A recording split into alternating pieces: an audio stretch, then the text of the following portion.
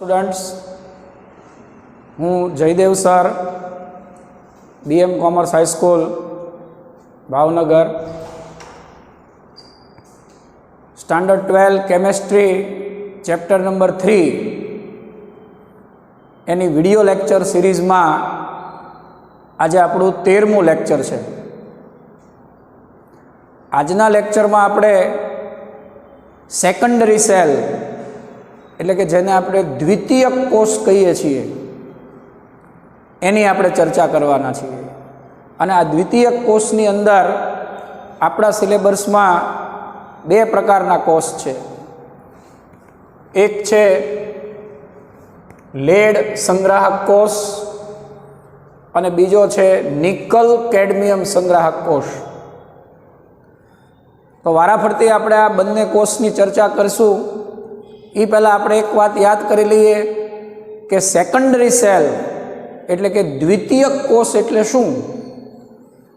તો એનો અર્થ આપણે અગાઉના લેક્ચરમાં વાત કરી હતી કે જે કોષનો ઉપયોગ થઈ ગયા પછી એટલે કે ખાલી થઈ ગયા પછી જેને ફરીવાર રિચાર્જ કરી શકાય એને આપણે સેકન્ડરી સેલ કહીએ છીએ.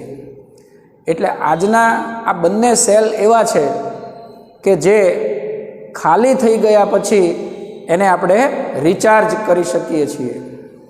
તો સૌથી પહેલાં આપણે સમજીએ લેડ સંગ્રાહક કોષ. આ લેડ સંગ્રાહક કોષ એ બીજું કશું નથી પણ એ એક બેટરી છે જે માર્કેટની અંદર એક્સાઇડ બેટરીના નામે ઓળખાય છે. અને આવી ઘણા બધા કંપનીની બેટરી તમને જોવા મળે છે. પણ એક્સાઇડ બેટરી લગભગ તમે બધાએ જોઈ હશે, વાહનોમાં ખાસ કરીને જોવા મળે છે. બીજી ઘણી જગ્યાએ પણ એનો ઉપયોગ થતો હોય છે. તો આ લેડ સંગ્રાહક કોષ છે એ એક પ્રકારની બેટરી છે. હવે એમાં એ બેટરી કેવી રીતે બને એની રચના આપણે સૌથી પહેલાં સમજીએ. તો બોર્ડ ઉપર તમને સમજૂતી માટેનો સાદો ડાયાગ્રામ આપ્યો છે. વિદ્યાર્થી મિત્રો, ટેક્સ્ટબુકની અંદર જે આકૃતિ છે એ થોડી કોમ્પ્લિકેટેડ અને અઘરી હશે. તો એ જ આકૃતિને આપણે સરળ બનાવવાની છે. તો તમે બોર્ડ ઉપર જુઓ તો આ એની એક સરળ આકૃતિ મેં બનાવેલી છે કે ભાઈ એક પાત્રની અંદર સલ્ફ્યુરિક એસિડ લીધેલો છે અને એ સલ્ફ્યુરિક એસિડની અંદર આ પીબીની પ્લેટ છે, લેડની પ્લેટ છે જે એનોડ તરીકે વર્તે છે અને બીજી PbO2ની પ્લેટ છે જે કેથોડ તરીકે વર્તે છે. તો આટલી સિમ્પલ એની રચના છે. H2SO4નું દ્રાવણ છે, સાંદ્ર સલ્ફ્યુરિક એસિડ, એમાં પીબીની પ્લેટ એનોડ છે, PbO2ની પ્લેટ કેથોડ છે. હવે આ વિદ્યુત રાસાયણિક કોષ છે એટલે એનોડ છે એ ઋણ હશે અને કેથોડ છે એ પ્લસ હશે. તો આ ચિહ્નોનું પણ આપણે બરાબર ધ્યાન રાખવાનું છે. તો આ થઈ ગયો આપણો લેડ સંગ્રાહક કોષ અથવા તો જેને આપણે બેટરી કહીએ છીએ. પણ હવે આપણે એમ સમજવાનું છે કે જુદી જુદી કંપનીવાળા જ્યારે આ બેટરીનું પ્રોડક્શન કરતા હોય ત્યારે જરૂરિયાત મુજબ એ લોકો આ પ્લેટની સંખ્યાને વધારે છે. એટલે ઓરિજિનલ જે બેટરી છે એ બેટરીની અંદર આવી પીબીની ઘણી બધી પ્લેટ શ્રેણીમાં જોડેલી હોય છે અને એ જ પ્રમાણે PbO2ની ઘણી બધી પ્લેટ શ્રેણીમાં જોડેલી હોય છે. એટલે આપણે મનમાં એવું સમજવાનું છે કે આકૃતિમાં આપણને બંને એક એક પ્લેટ દર્શાવી છે પણ જરૂરિયાત પ્રમાણે આપણે એવી ઘણી બધી પ્લેટ શ્રેણીમાં જોડી શકીએ. તો આ થઈ લેડ સંગ્રાહક કોષની રચના. Very simple. તો તમે સવાલ જવાબ લખતી વખતે આવી સરળ આકૃતિ બનાવશો તો લગભગ તમારા બધા કન્સેપ્ટ તમને સમજાશે. તો હવે આપણે મૂળ વાત ઉપર આવીએ કે ભાઈ કેમેસ્ટ્રીની અંદર આપણે અત્યાર સુધી આ પ્રકરણની અંદર એવું ભણી ગયા કે ભાઈ ઓક્સિડેશન અને રિડક્શન આ બે પ્રક્રિયાઓને કારણે વિદ્યુત પ્રવાહ ઉત્પન્ન થાય છે. એટલે કેમેસ્ટ્રીની અંદર એ પ્રક્રિયાને સમજવી બહુ મહત્વની છે. આકૃતિ, એનું વર્ણન એ તો લગભગ બધાને આવડતું હોય છે, પણ એની અંદર થતી પ્રક્રિયા જે છે એ કેમેસ્ટ્રીનું હાર્ટ છે. કારણ કે જો અંદર પ્રક્રિયા થશે તો જ એમાંથી આપણને વિદ્યુત પ્રવાહ મળશે, અને એ પ્રક્રિયા આપણને ખબર છે, ઓક્સિડેશન અને રિડક્શન. તો આ બે શબ્દો લગભગ હું તમને દરેક લેક્ચરમાં યાદ કરાવું છું. આ પ્રકરણના સૌથી મહત્વના બે શબ્દો AO કેરી. AO એટલે એનોડ પર ઓક્સિડેશન અને કેથોડ પર રિડક્શન. તો અત્યાર સુધીમાં ઓક્સિડેશન અને રિડક્શનને આપણે ઘણી બધી વાર સમજી ગયા છીએ. ફરી પાછા સમજશું આપણે. તો આપણે જોઈએ કે એનોડ તરીકે અહીંયા કોણ છે. જુઓ તમે, એનોડ તરીકે અહીંયા છે પીબી એટલે કે લેડ. એટલે અહીંયા આપણે લખ્યું લેડ. હવે આ લેડ જે છે એ લેડનું ઓક્સિડેશન થશે. લેડનું ઓક્સિડેશન થશે અને એમાંથી બનશે PbSO4. જુઓ, પ્રક્રિયાને તમારે બરાબર સમજવાની છે કે પીબીનું ઓક્સિડેશન થવાથી PbSO4 બનશે, અને માટે પીબીની અંદર SO4-2 જોડાશે, જે આપણને આ સલ્ફ્યુરિક એસિડમાંથી મળશે. સમજો, લેડની પ્લેટ છે, એણે આમાં સલ્ફ્યુરિક એસિડની અંદર જે SO4-2 છે એની સાથે પ્રક્રિયા કરે છે, બંને જોડાય છે એટલે PbSO4 બને છે, અને વત્તા 2 ઇલેક્ટ્રોન મુક્ત થાય છે, કારણ કે આ ઓક્સિડેશન છે.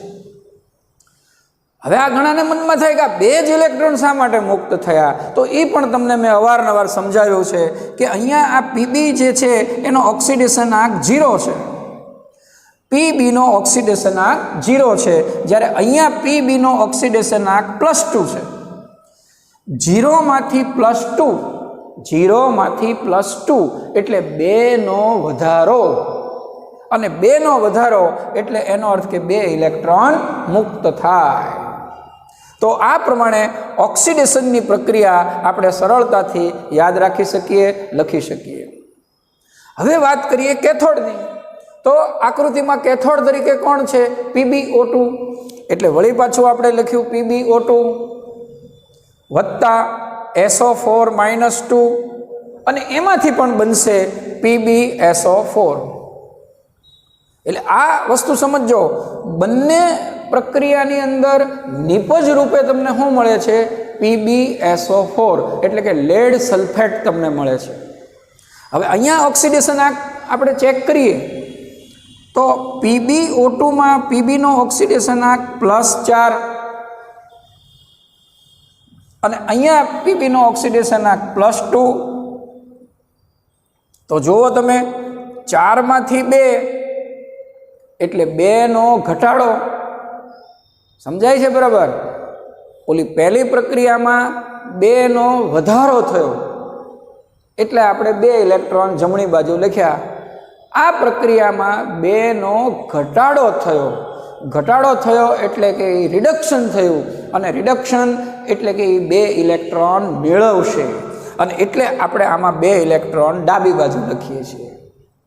તો અત્યાર સુધીના બધા લેક્ચરમાં ચેક કરી લ્યો કે ઓક્સિડેશન હશે તો ઇલેક્ટ્રોન જમણી બાજુ આવશે, અને રિડક્શન હશે તો ઇલેક્ટ્રોન ડાબી બાજુ આવશે.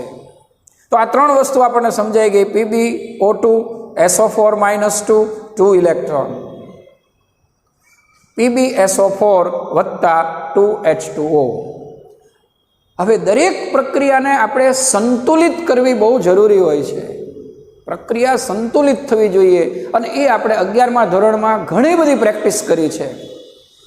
પરમાણુની રીતે સંતુલિત થવી જોઈએ, ઉપરાંત વિદ્યુત ભારની દ્રષ્ટિએ પણ સંતુલિત થવી જોઈએ. દાખલા તરીકે આ 4H+ શા માટે મૂક્યા હશે એ તમે વિચારો. 4H+ શા માટે મૂક્યા? તો આપણે જોઈએ તો આ PbSO4 પદાર્થ જે છે એનો કુલ વિદ્યુત ભાર શૂન્ય છે, H2O નો વિદ્યુત ભાર પણ શૂન્ય છે, એટલે કે જમણી બાજુ શૂન્ય વિદ્યુત ભાર છે, જમણી બાજુ શૂન્ય વિદ્યુત ભાર છે। હવે ડાબી બાજુ તમે જોશો તો આનો -2 વિદ્યુત ભાર છે અને આનો -2 વિદ્યુત ભાર છે, એટલે કે કુલ -4 વિદ્યુત ભાર છે। સમજો બરોબર, ડાબી બાજુ -4 છે, જમણી બાજુ 0 છે।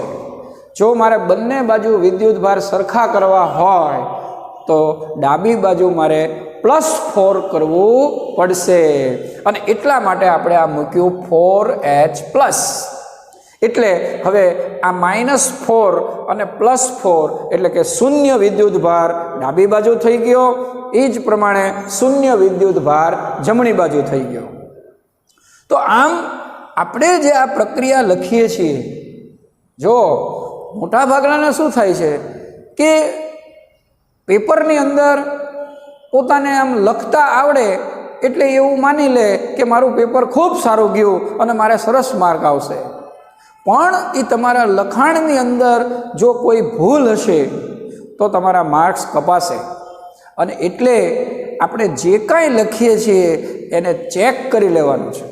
આપણે પ્રક્રિયા લખી તો એ પ્રક્રિયાને તમારે બરાબર ચેક કરી લેવાનું કે ભાઈ આ બંને પ્રક્રિયામાં કોઈ જગ્યાએ ભૂલ નથી ને, અને જો ભૂલ દેખાય તો આપણે તરત જ સુધારી લેવાનું। અને આવું ચેકિંગ પ્રક્રિયામાં ખાસ કરવું પડે છે। આકૃતિ વર્ણન તો બહુ ઇઝી વસ્તુ છે, બરાબર। એટલે આ બંને પ્રક્રિયા મેં તમને સમજાવી, એનોડ ઓક્સિડેશન, કેથોડ રિડક્શન, આ બંને પ્રક્રિયાને કારણે એમાંથી વિદ્યુત પ્રવાહ જે ઉત્પન્ન થાય એ અહીંયા આપણે નીચે લખ્યું છે કે ભાઈ સિંગલ કોષ દીઠ 2 વોલ્ટ આપણને મળે છે। સિંગલ કોષ એટલે એનો અર્થ એવો કે આપણે એક એનોડ અને એક કેથોડ લઈએ, આપણી આકૃતિમાં એક એનોડ અને એક કેથોડ લઈએ તો આપણને 2 વોલ્ટ મળે છે। હવે તમે વિચારો કે જો તમે 2 એનોડ લેશો, 2 કેથોડ લેશો તો તમને કેટલા વોલ્ટ મળશે? 4 મળશે। 3 લેશો તો 6 મળશે, બરાબર। સિંગલમાંથી 2 મળે તો ડબલમાંથી 4 મળશે, 3માંથી તમને 6 વોલ્ટ મળશે। અને જો તમારે 12 વોલ્ટની બેટરીની જરૂર હોય, 12 વોલ્ટની બેટરીની જરૂર હોય તો તમારે કેટલા એનોડ લેવા પડશે? વેરી ગુડ, 6 એનોડ લેવા પડશે। તમારે 12 વોલ્ટની જરૂર હશે તો આવા 6 એનોડ લેવા પડશે અને સામે એવા 6 કેથોડ લેવા પડશે, અને એનું શ્રેણી જોડાણ કરવું પડશે। Is it clear? આનો અર્થ એમ કે જેટલા વોલ્ટેજની જરૂર હોય એ પ્રમાણે એ બેટરીની અંદર વિદ્યુત ધ્રુવોને શ્રેણીમાં જોડેલા હોય છે। અને એટલે માર્કેટમાં તમે જોશો તો જુદા જુદા વોલ્ટેજવાળી તમને બેટરી જોવા મળે છે। તો બેટરીનું ઉત્પાદન કરતી જે કંપનીઓ હોય એ આવી જરૂરિયાત પ્રમાણેની બેટરીઓનું ઉત્પાદન કરતી હોય છે, પણ આપણે યાદ રાખશું સિંગલ કોષ દીઠ 2 વોલ્ટ, એટલે એ પ્રમાણે જેટલા વોલ્ટ જરૂર હોય એવી આ આખી બેટરી આપણે કન્સ્ટ્રક્ટ કરી શકીએ, બેટરી આપણે બનાવી શકીએ। તો આ વાત થઈ લેડ સંગ્રાહક કોષની કે જેમાંથી આપણને વિદ્યુત પ્રવાહ મળે છે। સમજો હવે બરોબર કે તમે તમારા વાહનની અંદર બેટરી ફિટ કરી અને એ બેટરીનો તમે ઉપયોગ કરો છો, એમાંથી તમને વિદ્યુત પ્રવાહ મળે છે, તો એ વખતની જે પ્રક્રિયાઓ છે એને ઇંગ્લિશમાં કહેવાય છે ડિસ્ચાર્જિંગ પ્રક્રિયા। આ શબ્દ બહુ જ ઉપયોગી છે, ડિસ્ચાર્જિંગ પ્રક્રિયા એટલે કે કોષ જ્યારે ઉપયોગમાં હોય ત્યારે થતી પ્રક્રિયા। તમારા વાહનની અંદર તમે જે બેટરી ફિટ કરી એ જ્યારે વપરાતી હોય, એનો ઉપયોગ થતો હોય ત્યારની પ્રક્રિયાને ડિસ્ચાર્જિંગ પ્રક્રિયા કહે છે। હવે માની લો કે એ બેટરી આપણા વાહનમાં ખાલી થઈ ગઈ, તો આપણને ખબર છે કે વાહનમાં જે બેટરી ફિટ કરીએ એ ખાલી થઈ જાય તો ફેંકી નથી દેવાની, એને આપણે ગેરેજમાં આપીએ તો ગેરેજવાળા એને બાહ્ય સ્ત્રોત સાથે જોડી અને ફરીવાર એને ચાર્જ કરે છે, જેને ચાર્જિંગની પ્રક્રિયા કહેવાય છે। એટલે ગેરેજ જે છે ને એની અંદર ચાર્જિંગની પ્રક્રિયા થાય છે। તમારા વાહનની અંદર ડિસ્ચાર્જિંગની પ્રક્રિયા થાય છે. ડિસ્ચાર્જિંગ એટલે ખાલી થવું, વપરાવું, જ્યારે ચાર્જિંગ એટલે એને ફરીવાર ભરવું. એટલે આ બેટરી માની લો કે ખાલી થઈ ગઈ, હવે એને મારે ચાર્જ કરવી હોય તો મારે એને બાહ્ય સ્ત્રોત સાથે જોડવી પડે કે જેનો વોલ્ટેજ આના કરતાં વધારે હોય. એટલે વધારે વોલ્ટેજવાળા સ્ત્રોત સાથે આ બેટરીને મારે જોડવી પડે. દાખલા તરીકે હું આવો કોઈ બાહ્ય સ્ત્રોત લઉં, આ એક બાહ્ય સ્ત્રોત તરીકે આ એક બેટરી મેં લીધી, તો આ માઇનસ જે છે એને મારે આ માઇનસ સાથે જોડી દેવાનું છે, આ પ્લસ છે એને મારે પ્લસ સાથે જોડી દેવાનું છે. સમજો હવે બરોબર. આ બાહ્ય સ્ત્રોત છે, બાહ્ય સ્ત્રોત.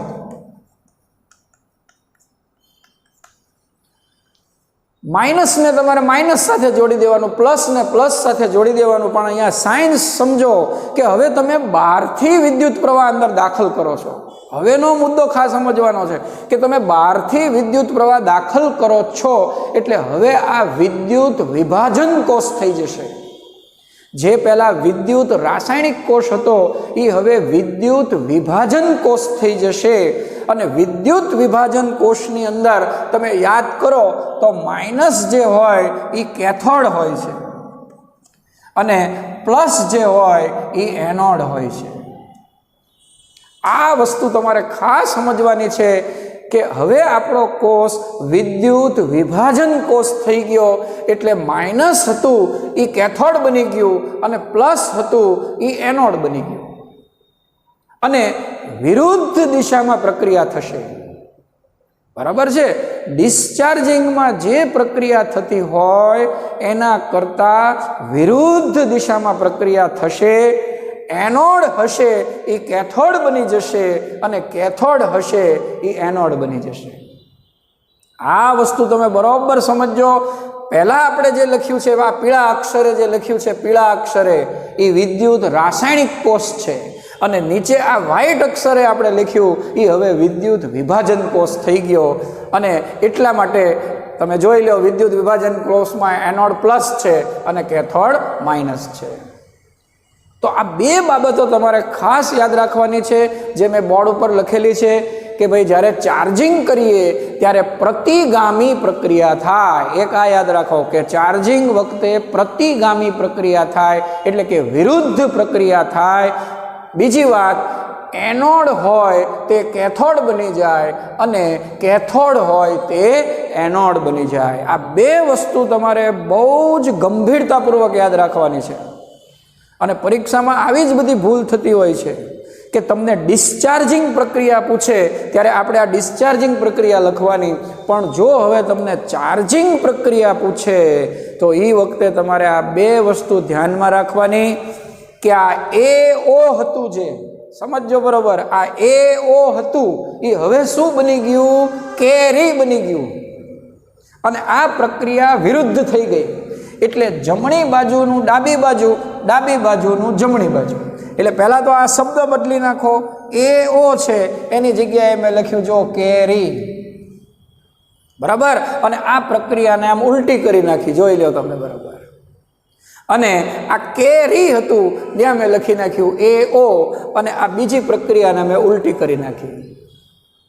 તો આ વસ્તુનું બરાબર ધ્યાન રાખજો કે ચાર્જિંગ સમયે વિરુદ્ધ પ્રક્રિયાઓ થાય છે. અને વિરુદ્ધ પ્રક્રિયા થાય એનો અર્થ કે જે પદાર્થ અંદર ખાલી થઈ ગયા હતા એ પાછા ફરીવાર બની જશે. જુઓ, આ પ્રક્રિયા વિરુદ્ધ થશે એટલે એનો અર્થ કે આ PbSO4 જે છે એમાંથી પાછું તમને Pb મળી જશે.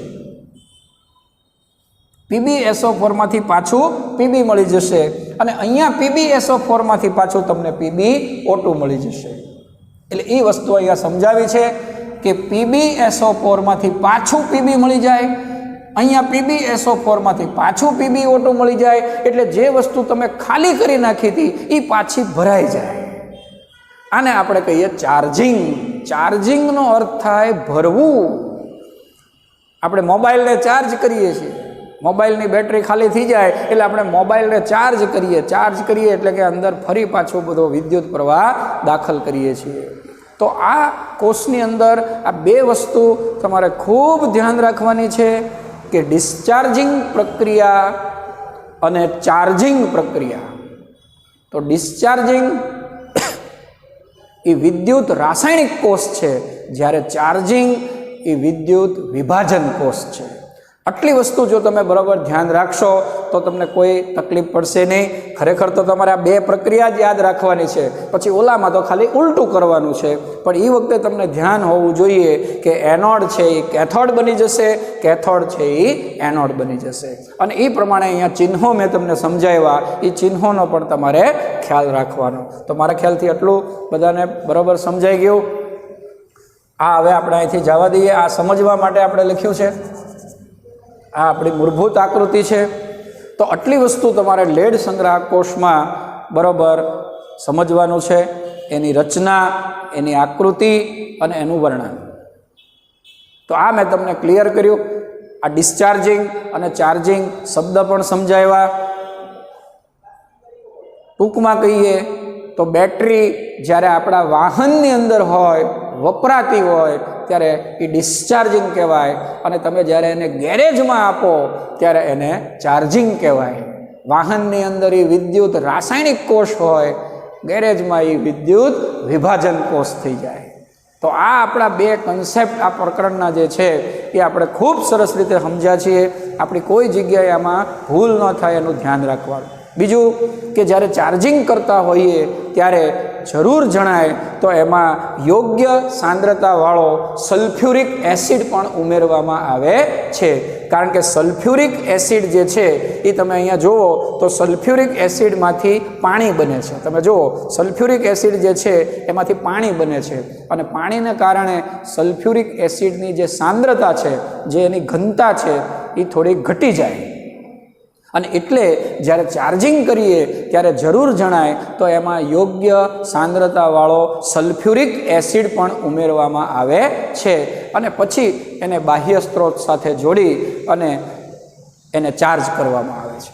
તો આ વાત આપણી ક્લિયર થઈ ગઈ.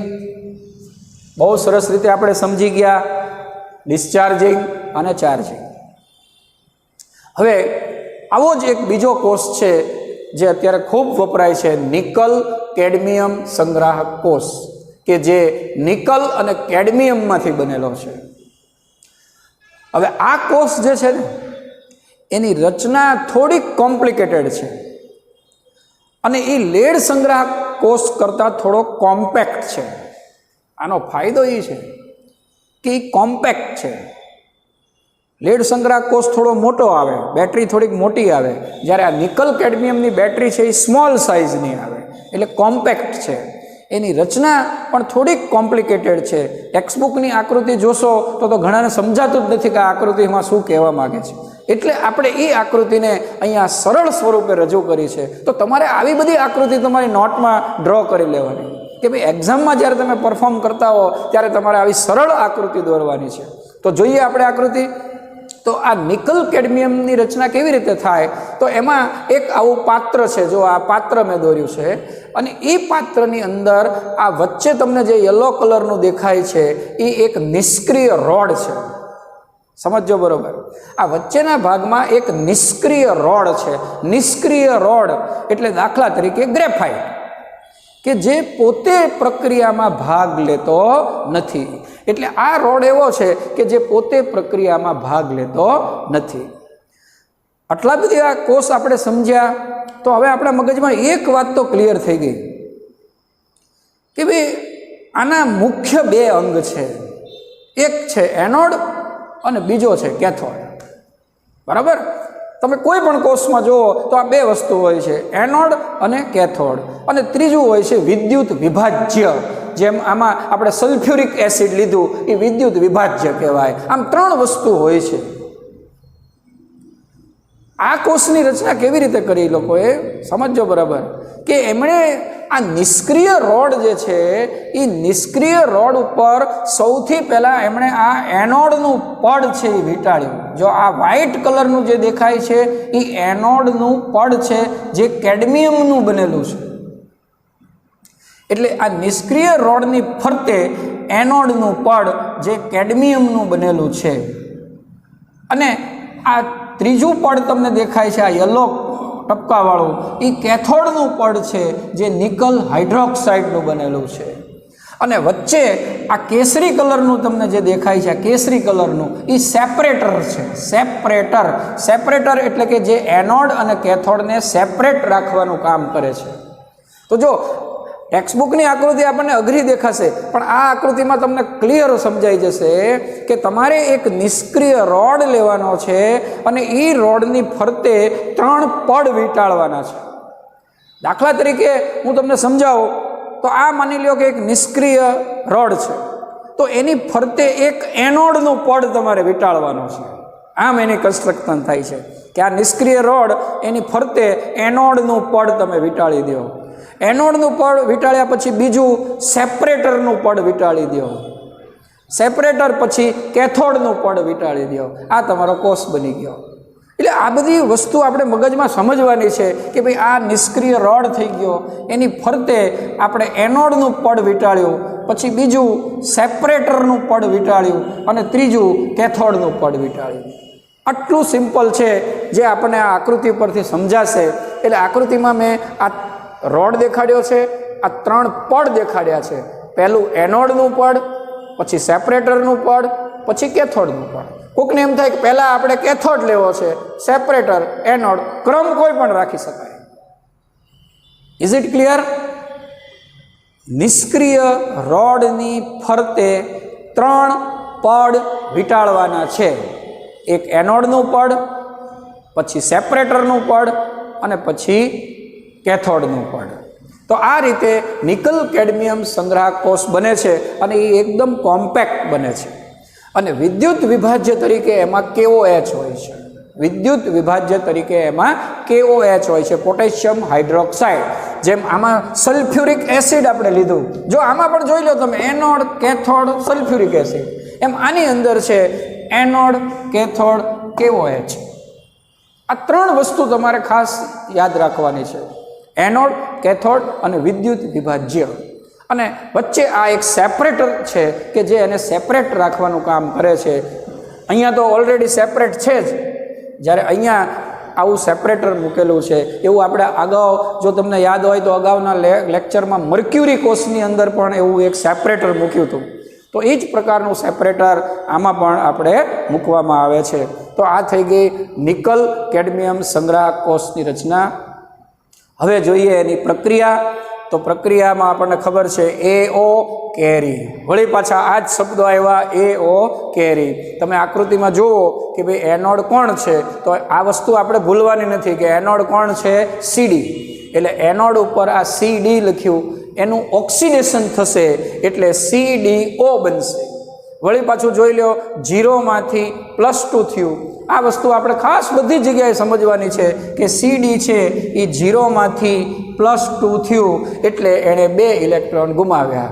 0 માંથી +2, 2 નો વધારો એટલે 2 ઇલેક્ટ્રોન ગુમાવ્યા. અને સંતુલન કરવા માટે આપણે આ 2OH- મૂક્યા, અહીંયા આપણે H2O મૂક્યું. તો આ સંતુલન કરવા માટે મૂકીએ છીએ આપણે. એ આપણે 11માં ખૂબ સરસ રીતે સમજ્યા છીએ. એટલે તમારે યાદ ખરેખર એટલું જ રાખવાનું છે કે CD માંથી CDO બનશે, પછીનું તમે ગોઠવી શકો, બાકીની પ્રક્રિયા તમે ગોઠવી શકો. હવે રિડક્શન એટલે શું? તો કે રિડક્શનમાં ઇલેક્ટ્રોન મેળવશે. તો કેથોડ તરીકે કોણ છે? તો કેથોડ તરીકે અહીંયા લખ્યું છે NiOH થ્રાઇસ. બરાબર જોજો, NiOH થ્રાઇસ. આને કહેવાય છે નિકલિક હાઇડ્રોક્સાઇડ. નિકલિક હાઇડ્રોક્સાઇડ. તો એ નિકલિક હાઇડ્રોક્સાઇડ આપણે અહીંયા કેથોડ તરીકે લીધો, એમાંથી નિકલ હાઇડ્રોક્સાઇડ બને છે NiOH ટ્વાઇસ. તો અહીંયા વળી પાછું જોઈ લો કે આમાં એનો ઓક્સિડેશનના +3 છે અને આ બાજુ એનો ઓક્સિડેશનના +2 છે. સમજજો બરોબર. +3 માંથી +2 એટલે 1નો ઘટાડો. 1નો ઘટાડો એનો અર્થ કે 1 ઇલેક્ટ્રોન મેળવશે. એટલે ખરેખર આ 1 ઇલેક્ટ્રોન પહેલાં મેળવે છે. સમજો, ખરેખર અહીંયા આ 1 ઇલેક્ટ્રોન છે, 1 ઇલેક્ટ્રોન છે. પણ આપણને ખ્યાલ છે કે બંને પ્રક્રિયામાં ઇલેક્ટ્રોન સમાન હોવા જોઈએ. આપણે ઉપરની પ્રક્રિયામાં 2 ઇલેક્ટ્રોન છે, નીચેની પ્રક્રિયામાં 1 જ ઇલેક્ટ્રોન છે, એનો અર્થ કે તમારે નીચેની પ્રક્રિયાને 2 વડે ગુણવી પડશે. અને એટલા માટે તમે જુઓ કે આખી પ્રક્રિયાને 2 વડે ગુણેલી છે. તો આ પ્રમાણે તમે કોઈ પણ પ્રક્રિયા લખો ત્યારે એ સંતુલિત હોવી ખૂબ જરૂરી છે, પરમાણુની રીતે અને વિદ્યુત ભારની રીતે. એટલે જ્યારે પ્રક્રિયા લખાય ત્યારે તમારે આમ થોડુંક ગણી લેવાનું છે ભાઈ, કે જો નિકલ 1 છે તો આ બાજુ પણ નિકલ 1, 2 વડે ગુણ્યું એટલે 2 નિકલ થયા, 2 નિકલ થયા. પછી OH 3 વખત છે તો OH 2 વખત. આ OH તમે જો ગણશો તો 2 દુ 4, 4 ને 2 6, એટલે કે આ બાજુ 6 વખત OH છે તો અહીંયા પણ તમે જુઓ 3 દુ 6 વખત OH છે. આ બાજુ 2 ઇલેક્ટ્રોન માઇનસના છે, આ બાજુ 2 OH માઇનસ છે. આમ આ બંને પ્રક્રિયાઓ જે આપણે લખીએ એ પરમાણુ અને વિદ્યુત ભાર બંનેની રીતે સંતુલિત છે. છેલ્લે એનો વોલ્ટેજ આપણે જોઈએ તો આ નિકલ કેડમિયમ સંગ્રાહક કોષમાંથી આપણને 1.4 વોલ્ટ મળે છે.